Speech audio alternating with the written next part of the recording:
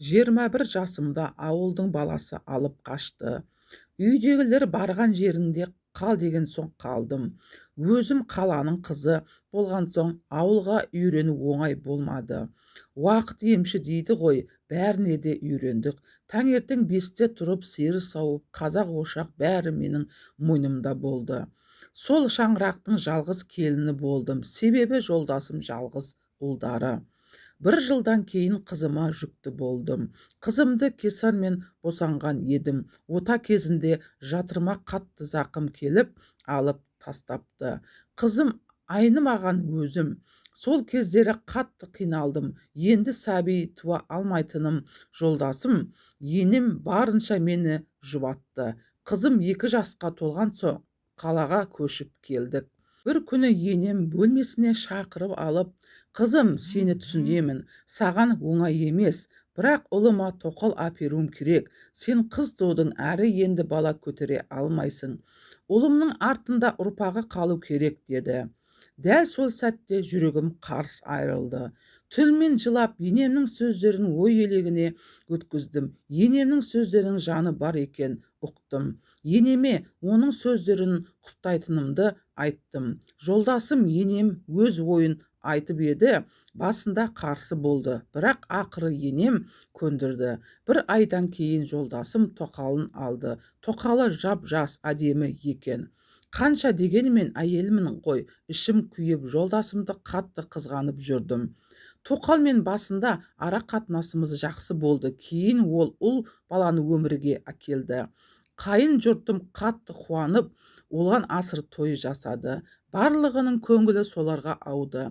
Қызым екеумізге ешкім қарамайтын. Жолдасымның тоқалы да сол сәттен бастап өзінше бола бастады. Мен жұмысқа кеткенде қызымды ұрсады екен. Енем де бұны білмейді екен. Ол қайын әпкемнің балалары бағуға кететін. Мен ештеңеге қарамай жолдасыма барлығын айтып бердім. Ол басқа қалаларға іс сапармен жұмысқа баратын. Сол үшін ештеңеден хабары болмады. Жолдасымның тоқалы барлық ісі үшін жазасын алды. Сонда да қоймады. Жолдасым екеуміздің арамызға ол от салғысы келетін. Себебі жолдасым мені оған қарағанда қатты жақсы көріп сыйлайтын. Ол осыны көре алмайтын. Бірақ онысын да түк шықпайтын. Уақыт өте келе ол әйел шектен шыға бастады. Мен жолдасыма қызымды алып бөлек шығатынымды айттым. Себебі күнде ана әйелмен ұрыс болатын. Мен жолдасыма осының бәрі қызыма кері әсер етіп жатқанын, әрі қатты шаршағанымды айтып бөлек шықтым. Сол кезден бастап барлығы дұрыстала бастады. Тұйық қызым бұрынғыдай еркелеп, мінезінде ашыла бастады. Әр демалыс күндері жолдасым бар уақытын бізге арнайтын. Жолдасым бар жағдайымызды жасады. Үй, машина барлығын әперді. Бәріне Аллаға шүкір. Әрине. Қазір мен 39 жастамын, қызым 16 жаста. Қызым өте әдемі, ақылды, тәрбиелі қыз болып өсті. Астана қаласында тұрамыз. Келесі жылы қызым Құдай қаласа мектебін бітіреді. Жолдасым тоқалы екеуінің 2 ұлы, 1 қыздары бар. Қызым бауырларым жақсы араласады, бірақ жолдасымның тоқалы қызымды ұнатпайды. Кейде әдейі анау әйел жолдасым мен қызымның арасына от салады. Қызымды әкесіне жаман атты қылып көрсеткісі келеді. Қызым әкесімен ұрысқан күндері жылап келеді. Анау әйелге қатты жыным келеді. Жасаған жақсылықты түк түсінбейді. Жолдасым негізі менімен тұрам деген, бірақ менің балам әкесінен бөлек тұрса да, сол әйелдің балалары әкесімен тұрсын дедім. Жолдасымды сол әйелмен тұруға көндірдім. Ол әйел ешбір жақсылықты түсінбейді. Ол әйелді біреудің обалына қалып бақытты бола қоймас.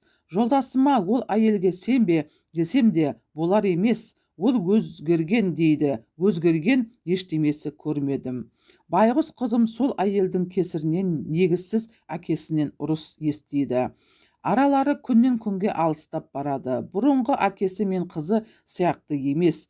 Оқу жылы басталды. Қызым әкесімен ұрысып қалғанын қатты күйзеліп жүр. Әр мектепті бітіреді. Осының бәрі сабағына кері әсер етеме деп қорқамын. әкесі екеуін қалай татуластырсам екен?